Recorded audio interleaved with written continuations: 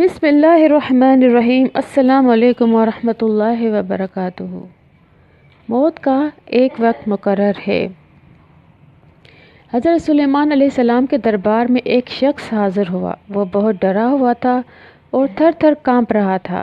چہرہ اس کا مارے خوف کے سفید پڑ گیا تھا۔ حضرت سلیمان علیہ السلام نے پوچھا، اے بندہ خدا، تیری یہ حالت کیوں ہے؟ تجھے کیا پریشانی لاحق ہو گئی ہے؟ اس نے جواب دیا، اے پیغمبر خدا، مجھے اسرائیل علیہ السلام نظر آئے تو میں ہوش و حواس گم ہو گئے۔ اب بھی تصور میں اسرائیل علیہ السلام کی قہر آلودہ نظریں دیکھتا ہوں تو سارا چین اڑ جاتا ہے۔ اس نے پھر حضرت سلیمان علیہ السلام سے درخواست کی کہ وہ اسے وہاں سے ہزاروں میل دور ملک ہندوستان بھجوا دیں، اس طرح ہو سکتا ہے اس کا خوف دور ہو جائے۔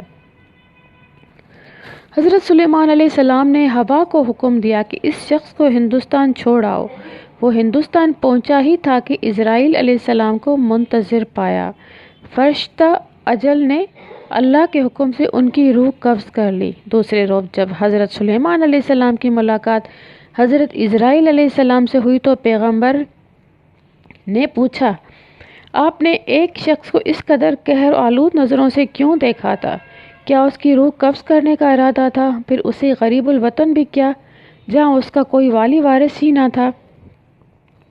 تو حضرت اسرائیل علیہ السلام نے جواب دیا، دراصل مجھے اس شخص کی روح ہندوستان کی سرزمین پر قبض کرنا تھی اور وہ مجھے یہاں نظر آیا تو مجھے حیرت ہوئی کہ وہ شخص ہندوستان سے ہزاروں میل دور یہاں کیا کر رہا ہے۔ پھر اللہ کے حکم سے جب میں ہندوستان پہنچا تو یہ وہاں موجود تھا۔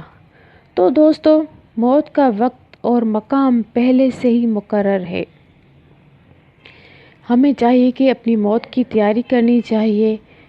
کوئی وہ نہیں ہے کہ ہم یہاں پہ مریں گے یا کہیں بھی جہاں پر ہمارا لکھا ہوا ہے وہیں موت آئے گی۔ تو دوستو، اللہ کو یاد زیادہ سے زیادہ کیا کریں اور اپنے گناہوں کی مغفرت مانگا کریں۔ اللہ ہمارا و آپ کا نگہبان ہو۔ ویڈیو اچھی لگے تو سبسکرائب کیجیے گا، لائک کیجیے گا، شیئر کیجیے گا۔